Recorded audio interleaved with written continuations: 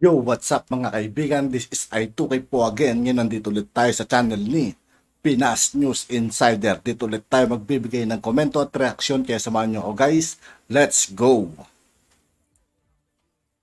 Ang presidente ng Pilipinas ay binigyang din ho yung malapit na relasyon ng Pilipinas sa China kaugnay doon sa naging pakikipagpulong sa ilang opisyal ng Kongreso sa naturang bansa. Sinimulan na ni Pangulong Ferdinand Marcos Jr. ang kanyang opisyal na aktibidad sa ikalawang araw ng kanyang state visit sa People's Republic of China sa pamamagitan ng pakikipagpulong kay Li Shansu, chairman ng Standing Committee ng National People's Congress. Ang National People's Congress ay kahalintulad at katumbas ng Philippine Legislature.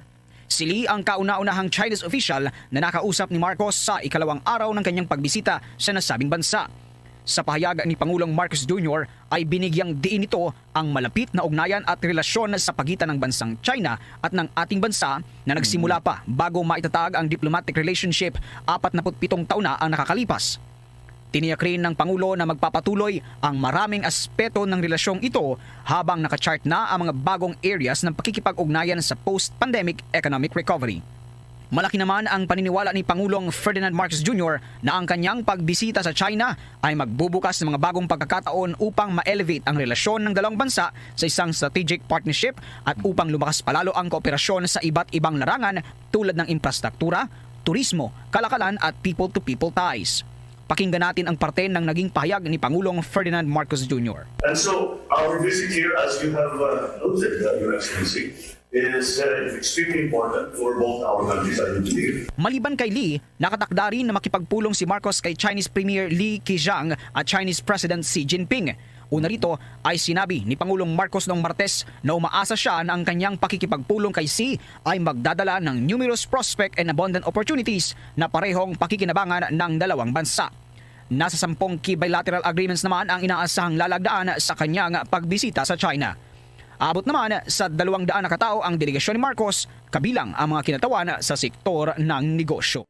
Samantala, sa iba pang balita, tila pahiya't sinampal ng katotohanan ang mga dilawan at si former Senator Manny Pacquiao. Matapos tinupad ni President Bongbong Marcos Jr. ang pinangakong pabahay noon ni former Senator Manny Pacquiao na mala kondominium. Pangulo, hindi binigo ang mga tao kahit hindi ito ang kanyang bukang bibig nung kasagsagan pa ng eleksyon. Pero bago natin simulan ang balitang ito, kung bago ka pa lamang Mga kaibigan, sa lahat ng hindi pa nakasubscribe kay Pinas News Insider, mag-subscribe na po tayo at huwag nyo rin pong kalimutan mag-subscribe dito sa akin channel. Sa aming channel, please huwag kalimutang mag-subscribe at i-click ang notification bell para mas maging updated pa kayo lalo sa lahat pa ng bagong video na i-upload namin. At eto na nga mga kababayan, magugunitang naging katawa-tawa pa si former senator at boxing legendary na si Manny Pacquiao noong kasagsagan ng eleksyon. Dahil sa sinabi di umano nitong bibigyan niya ng pabahay ang lahat ng squatter, pati kuryente at tubig ay libre na. Matatandaang ito ang kanyang bukang bibig upang makuha ang loob ng mga botante. Madaming kilalang personalidad ang nagbigay ng kanilang reaksyon dahil alam nilang imposible itong magawa ni Manny Pacquiao, lalo pat kakailangin ito ng napakalaking halaga na pera. Subalit si President Bongbong Marcos Jr. binulaga at ginulat si Manny Pacquiao matapos tinupad nito ang pangako ni Manny Pacquiao na libreng pabahay at pang world class pa.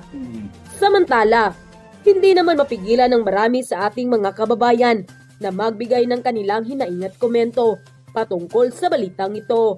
At ayon pa sa kanila, grabe, nakakaiyak at nakakatuwa na malaman ang mga proyekto ni PBBM, lalong-lalo na ang pabahay para sa mga nasa mababa ang kabuhayan.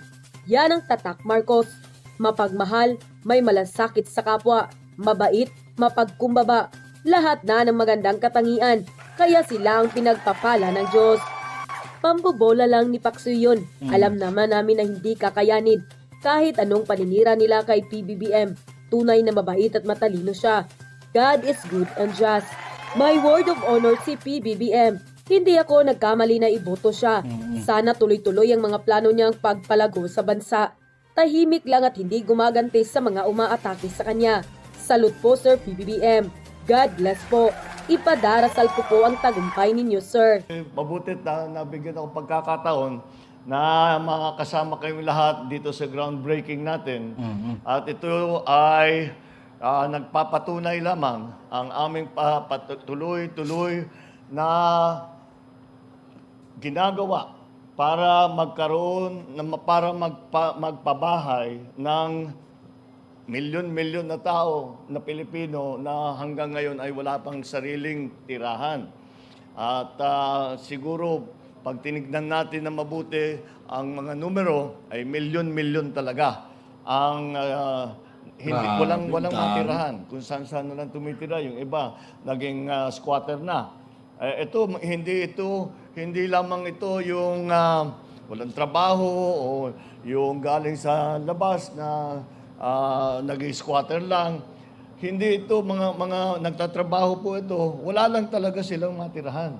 Kaya nakakaawa naman at nagsusumikap sila, hindi pa rin kahit na ilang taon na tinatrabaho nila, na nagbabayad sila ng kung saan-saan, ay wala pa rin silang masabi na magkakabahay kami, magkakatirahan kami. Kaya yan ang ating konsepto yan ang konsepto na umiiral sa lahat ng ating mga design para sa housing. At kailangan natin suportahan lahat ng housing. Kaya kailangan natin pasalamatan lahat ng nagtrabaho dito at yung nagtatrabaho sa iba't ibang lugar na sa Department of Human Settlements at siyempre yung LGU dahil hindi kakayanin ng national agency ito kung hindi nagkakaugnayan sa LGU. Kaya naman magiging successful nito dahil ang LGU din ay maganda na tinuturo, may lupa dito, tutulong kami sa development, etc., pati sa financing, ibibida namin sa tao. All of these things have to come together. At it is not a question, marami na tayong experience, marami na tayong pinagdaanan, na nakita natin na yung biglaan na response ay basta't magtayo ng bahay. Yung bahay, walang tubig, walang kuryente, walang kalsada, walang malayo sa hanap buhay, sa trabaho, walang eskwelahan, walang sakayan, babaan. Yun ang mga hindi dapat makalimutan. At kaya ito ating ginagawa, ganun ang ating sinusundan.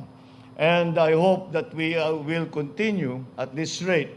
At kailangan talaga natin gawin to. But this is one of the many, actually, that we are going to break ground. And I hope soon. Nauna lang dito, sa Metro Manila at saka around Metro Manila because that is where the greatest need is in terms of housing. So I'm glad that we are continuing. This is not the first groundbreaking that I have attended. I know it will not be the last and that we will continue to break ground in different parts around the country para naman yung ating pinapangarap na 1 million homes a day, a year. Sobra naman yung din. Masyado ka nang magaling nun pagka nagawa mo yun. 1 million homes a year, pagka naabot natin yun, at least napakalaking bagay na yan. At nabigyan natin ng solusyon ang problema ng pabahay ng ating mga kababayan. So maraming salamat sa lahat sa nakilahok dito at napaabot natin itong proyekto na ito hanggang sa groundbreaking. Huwag natin lulubayan, pagpatuloy natin at natitiyak ko naman na magagawa natin ang kailangan natin gawin para sa serbisyo para sa ating mga kababayan. Grabe, no? Ang dami.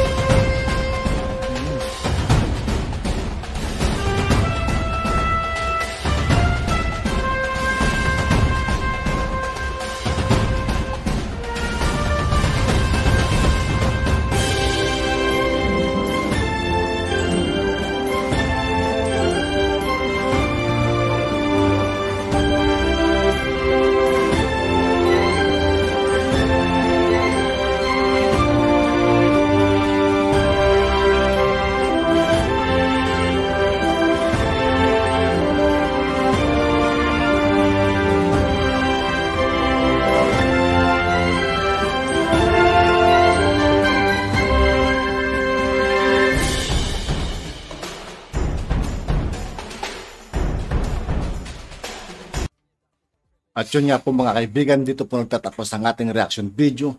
Muli ako po si I2K ng Sundalo ng Tunggalo at 811. Maraming salamat sa patuloy na pagsuporta. Yeah, peace out.